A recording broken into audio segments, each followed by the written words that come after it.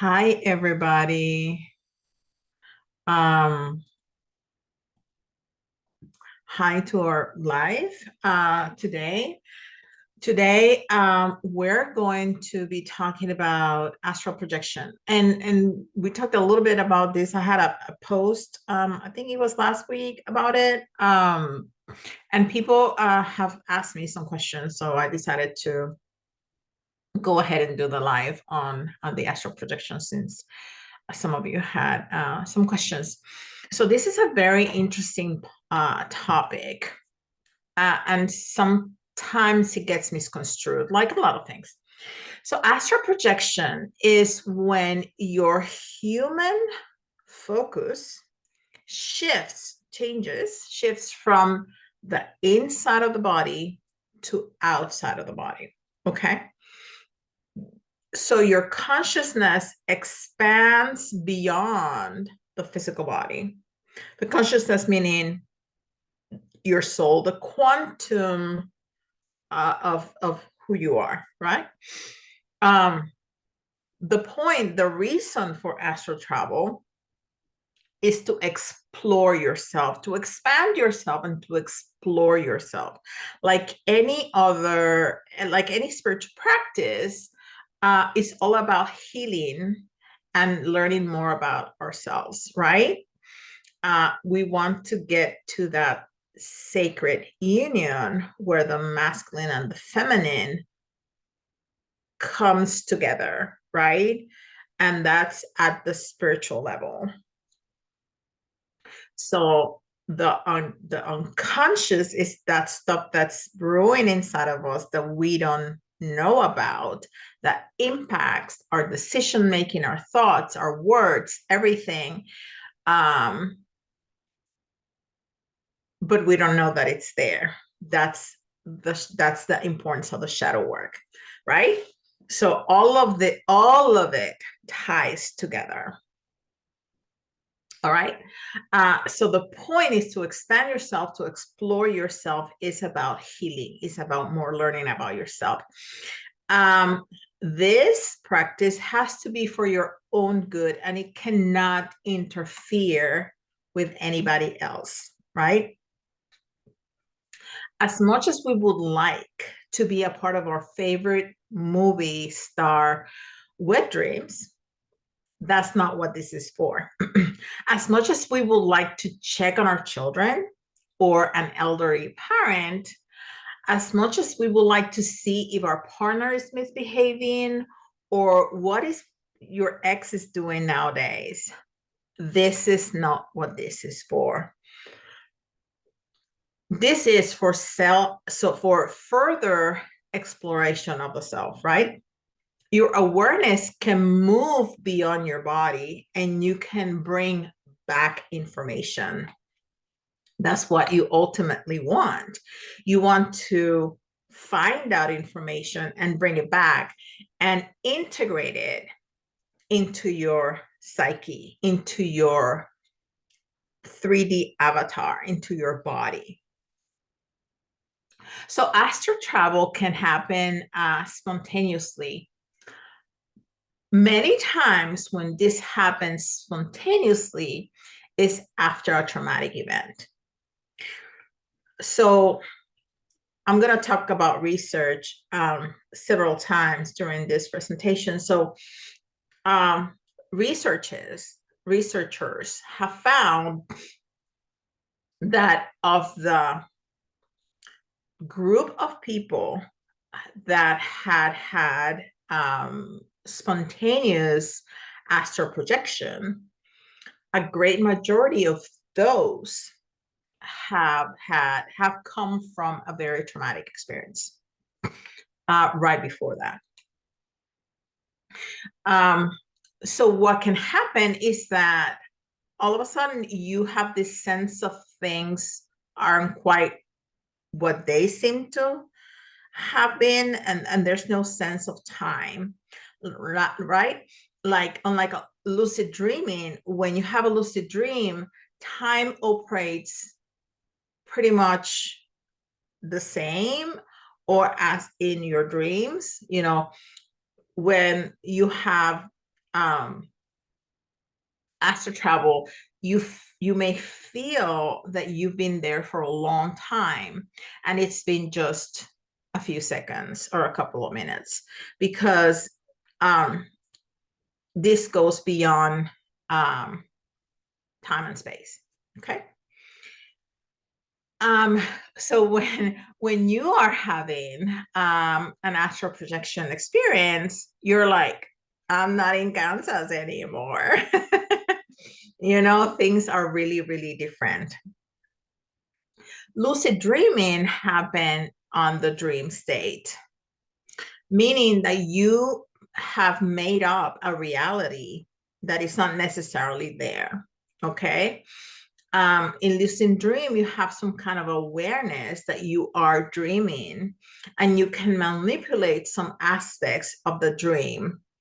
So whether you can wake yourself up or decide who you want to go see or where you want to go, you have some awareness and some control of that, but it's a made up reality.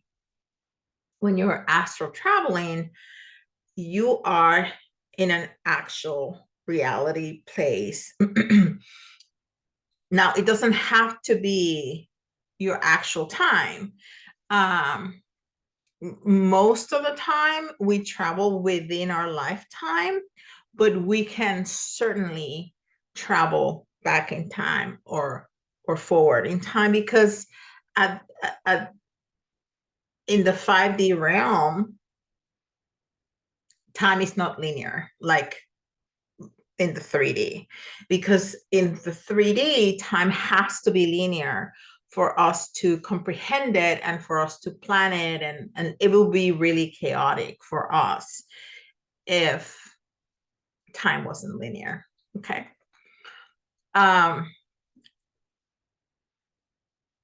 So when you have a near death experience, it's also an altered state of awareness. All of these are altered state of awareness. So lucid dreaming, astral projection, and near death experiences, they're all altered state of awareness. So because astral projection happens in an altered state of awareness, you can use that to springboard from a dream or a shamanic journey, any kind of altered state, even meditation, into an out-of-body experience. All of these are out-of-body experiences. Okay. Or OBE.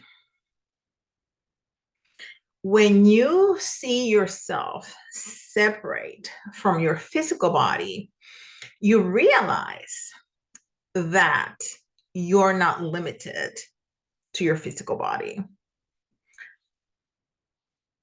So there's an awareness that shifts within you when you have this kind of experiences, because then you can realize, if I'm not limited to my physical body, maybe there are other areas of my life that I'm not limited either. In fact, there may be no limitations, only possibilities. And this is an incredible shift in mindset whenever people have any kind of out-of-body experience, including astral projection. That's why when you see all the shows about near-death experiences, people completely change their lives because of that awareness. Okay. There's so much suffering attached to the physical body. You know, when your physical body is injured, we suffer. When our sense of self is insulted, we suffer, because this is all that we think, that we are a body and a mind. So when we have an out-of-body experience, we have direct proof that we are much more than this matter, more than mind, more than a limited sense of self. And it's this knowing that can change everything. Okay. So what happens when people after someone has an OB, an out-of-body experience. How were they before? How are they different? And how does that impact the psyche? And we just talked about that a little bit. Some researchers have found 7 common themes after people have OBs. There's a decreased fear of death, because death, as we know it, it's just the death of the body. The soul transitions. So death is a transition, just like birth is, from spirit to human. So we go back from human to spirit. It's just a transition. So there is a very, very decreased fear of death, a complete decrease or no fear at all. There is also less anxiety. There is a big change in people's relationships. People let go of toxic relationships and find new ones. They feel more spiritually connected. There's a unique connectedness that happens to the rest of the humanity because of that awareness and that understanding that we are more than this physical body. Also, there's an increase in a sense of individuality. And this is very interesting because you have that interconnectedness too. And this may feel, a paradox, but there is definitely a sense of individuality when we know that there is so much connection from spirit to spirit, but then you are this beautiful soul, your beautiful spirit, and I am a total unique spirit myself. So there's that connectedness, but also individuality. So there's a great self-awareness, and there is a radical new life view. So those are the 7 things. Now, the shamans, the Buddhists, the yogis have been doing this for thousands of years. We know that the ancient Egyptians would carve instructions of out-of-body experiences into the rock faces in the temple walls, right? The Greeks would practice or do astral projection in the mysterious Ellison's rituals that they would use to initiate highest order of people.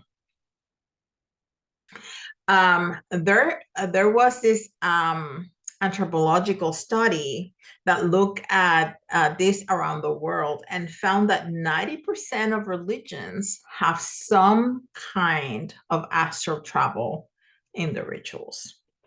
They just call it a different thing, right? Depending on who you ask, they may say, we do this so we can leave our body and go across the Himalayan mountains to get teachings from our masters at the other end of the country that we can go in person, that we can't get to in person, and we bring back information to our community.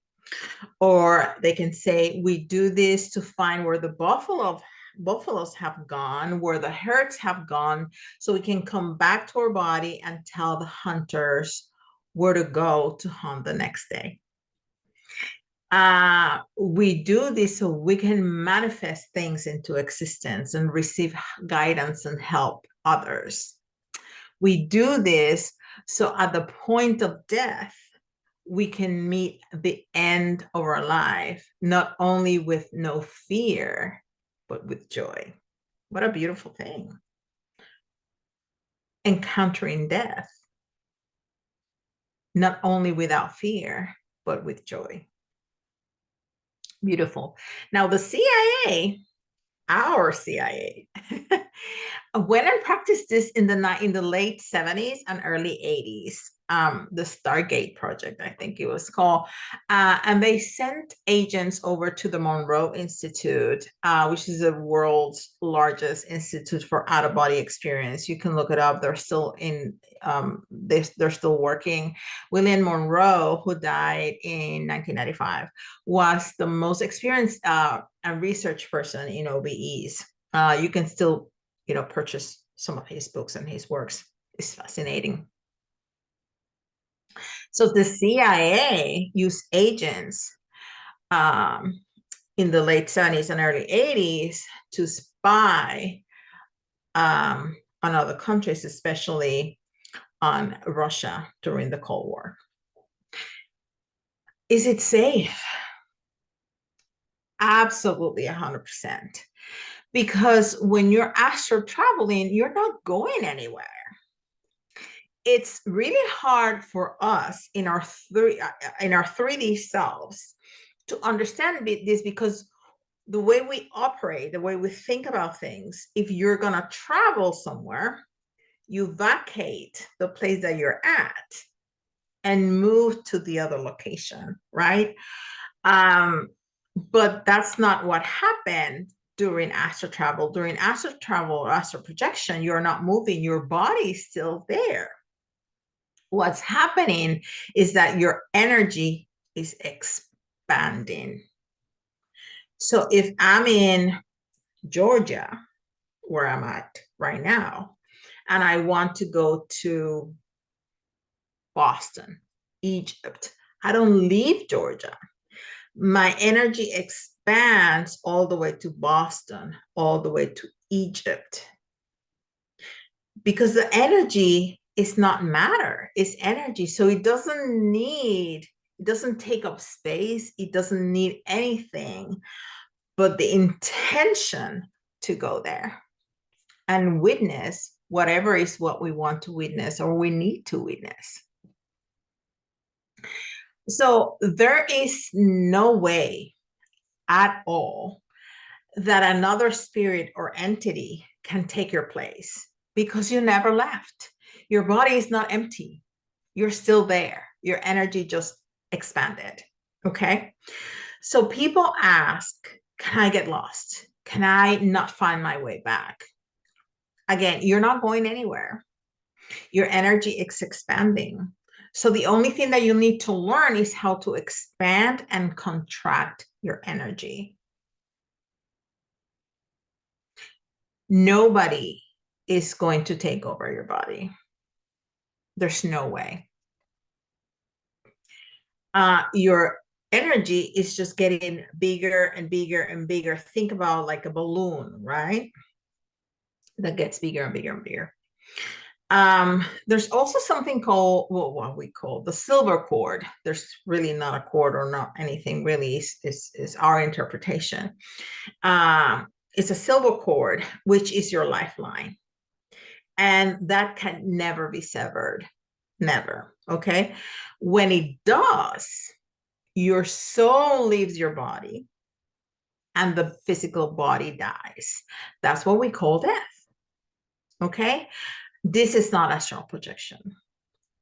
It doesn't matter how far away from where your physical body is, your energy goes, that silver cord will never snap. Never. Okay. So there's no way for you not to find your way back to your body, because you never left. You just got bigger. Okay.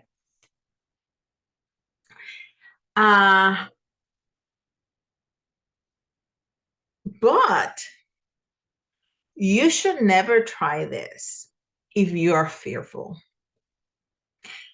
So you can do protection rituals if that makes you feel better. That will certainly not harm you or the process in any way. So if you feel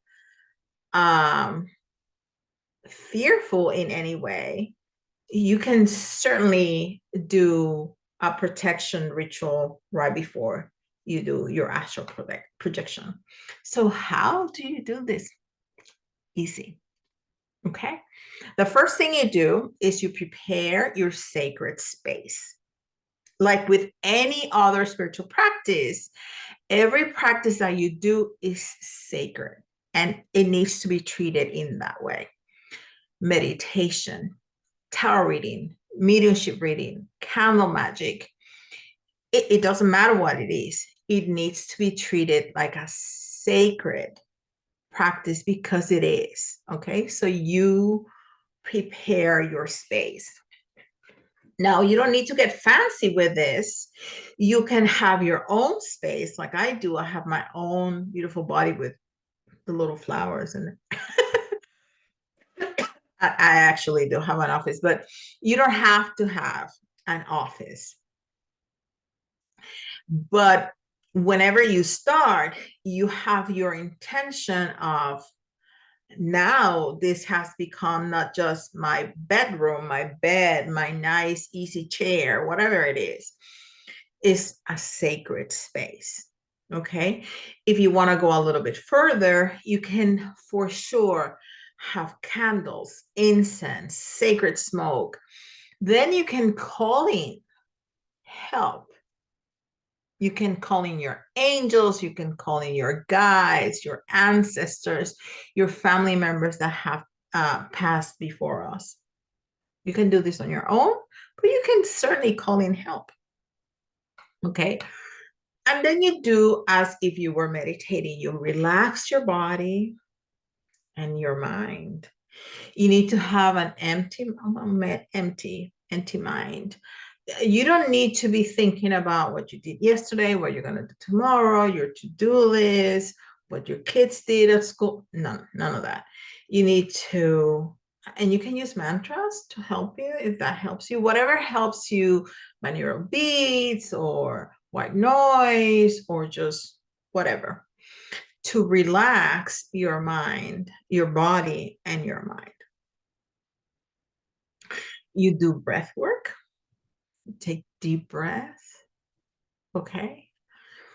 And you need to have an intention that this is what we're going to do. Like with any practice, when you're doing meditation, you start with your intention. When you do tarot, you start with your intention. What is what you want to do? Well, I want to do this.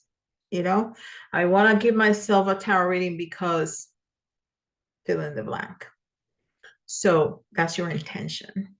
Just the same with astral projection. And then you feel your body. Okay. You go in your body. You feel your breath coming in and out of your body. You listen and you feel your heartbeat. Because the best way to have an OBE is to be grounded. Although that may sound like a juxtaposition, like it doesn't make any sense, but it's very much true. Because if you're not in touch with your body, you're not going to know how to go out of your body. Okay. This is why doing GCP every day is important. That's what I call grounding, cleaning, and protection. GCP. When you hear me talk about GCP, that's what I'm talking about. Grounding, clear, protection. This is so important. And we need to do this daily, like brushing our teeth. Okay. So you start to go inside and then you go outside. A good way to start going outside after we feel our breath and our heartbeat, we try to hear it and feel it. Then you start feeling your skin, because that's the edge of your body. And then you want to light up the room and expand your energy to feel the room that you're in. And then you fill up the building, then the street, then the neighborhood, the city, so on and so forth, right? Now, my advice to you is if you've never done astral traveling and you want to start, give yourself some time and practice these first few steps, going in and expanding and contracting several days. And several days, I mean, not one or two, I mean like, 4 or 5 or a week and a half. And you're going to thank me for that, because you're really going to learn how to expand and contract. expand, and contract. That's a very good also practice of focusing, which is very, very important.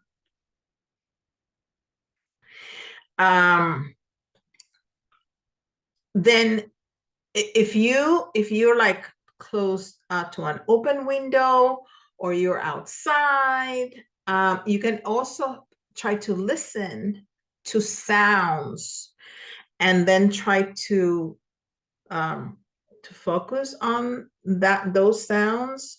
And if there's some birds close to you, and then if there's cars further away and there's a train going way further away, you start focusing further and further and further away. Then you pick a destination, and you can just pick a place. I want to go to Boston. I want to go to Egypt. Or you can ask the universe, take me to wherever I need to go, wherever is for my highest good. That's what I like to do. Well, sometimes I choose, but I really like, because the universe always has something that is very special for me to go learn and to go see. So I try to do that most of the time. And then you have to decide a method of travel. Yeah, by car, by plane, by boat. No. Most people, when they astral travel, they say that they feel themselves flying, which is fine. Now, a friend of mine said that Archangel Michael taught her to jump, to visualize a frog and say, do like the frog and jump. So she jumps from Earth to the moon and to her destination, or from Earth to a star and then to her destination. And she said it's much quicker, which I can appreciate. Quick, but I tend to like the travel time.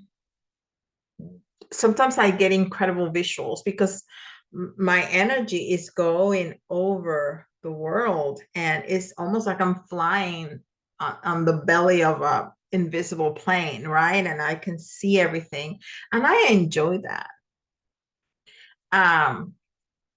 But whatever suits you is good. Okay. When you get to your destination, my advice is, and this is what I do, I look at my feet. It's also a way to ground myself wherever I'm at. So I try to see if I'm in water, if I'm in dirt, if I'm on grass, if I'm in a desert, to start getting my bearings of where I am. And then after I see my feet and that I'm firmly standing, I very, very, very slowly start looking up and start looking around to see what era I'm at, if I if I recognize the place, and so on and so forth. Then after you're done, coming back, and that's just with your intention. You decide that you're done, that you want to come back. Now, if at any point you get scared for any reason, changing the pattern of your breathing, if you're breathing very slowly, you pick it up, you come right back. Or if your breathing is fast, you slow it down, you come right back. Also, anything that grounds you, touching yourself, stomping your feet, touching your chair, anything like that will bring you right back, but usually just the intention. I heard somebody one time saying that he saw, this is not somebody I know, this is somebody I heard this. He saw a dark, shadowy figure coming to him. And for a second, he got scared. But then he was like, no, there's no need to be scared. I'm protected. I'm fine. My energy has just expanded. There's nothing that's coming at me. And so he stayed relaxed. And as the figure got close to him, he realized it was his son that was doing astral travel too.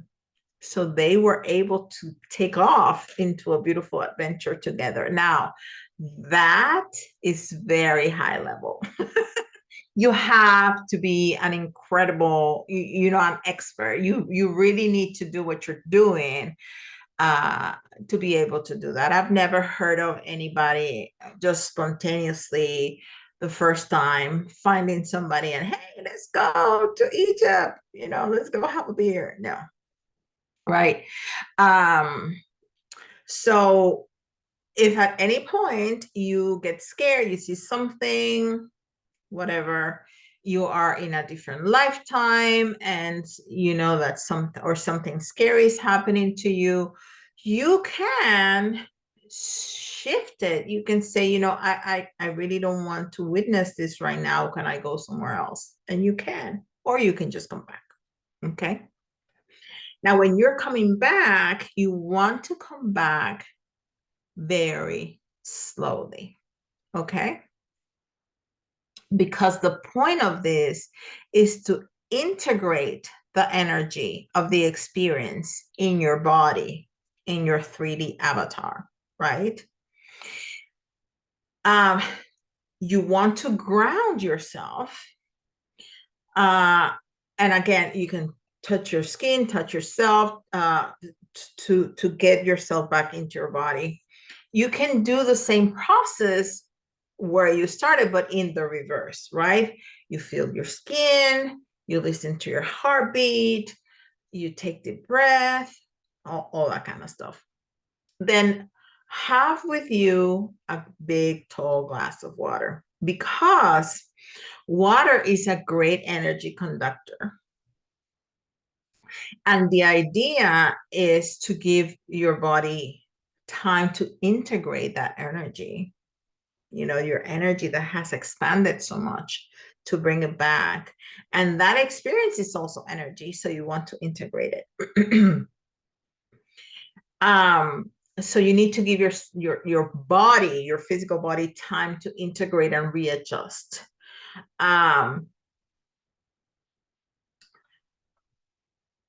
When you're planning on doing astral projection, you want to give yourself at least 10 or 15 minutes after you come back, okay? After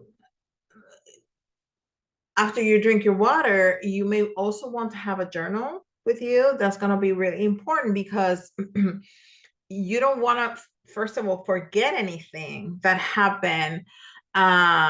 But because the idea is to learn something about yourself in that space, in that moment, you can also just kind of, go over the experience and really feel your feelings, really feel your thoughts, really, get a hold of what just happened and put it down on paper. Also, you really, really, really, really, really don't want to just jump up and get on with your day. That's really disconcerting to your body. Okay. Be kind and gentle with yourself. Take some time, drink your water, journal, take a deep breath, anchor yourself, stretch, make some movements while you're still sitting, just give yourself some time. Don't just get up and start moving. That's really not a good idea. That nothing is going to happen to you. It's not that it's unsafe to do that. It's just really disconcerting to your body. It's like you're spinning, like kids do, they spin to get dizzy, and you just stop and keep moving. You're going to be like, ugh, what? Just, you need to give yourself time to kind of get their bearings back. So give yourself time, be kind and gentle to yourself, and have fun, learn about yourself, and enjoy. If you just want to go and explore and travel, go ahead. There's nothing wrong with that. The only thing that's wrong is to impact somebody else, because we all have free will, and you don't want to impact anybody else's free will, right? That has serious karmic consequences. You really don't want to do that. But if you it doesn't have to be so serious as to do shadow work, as to learn from yourself. If you just want to take a trip to Tahiti and look at the scenery, go right ahead. Nothing wrong with that. Nothing wrong with that. Okay. So have fun. Uh, enjoy, but be gentle with yourself. Okay. So if after the live ends, you have questions, please send me a DM, put it on the group. As soon as this is ready, it's usually ready in a few minutes. I will post it in the group. So if you've missed it, no worries. I never take the videos down. And let me know if you have ideas, have something that you really want me to speak about in our next live. Like at this point, I have not decided what I'm going to talk about next week. If somebody wants me to talk about something, please go ahead. I am here to please and to serve and to teach you things. And don't forget, every week, Wednesdays, 6 p.m. Eastern Time, we're live right here in my beautiful office with the tulips. All right. All right, guys. See you next time. Bye bye.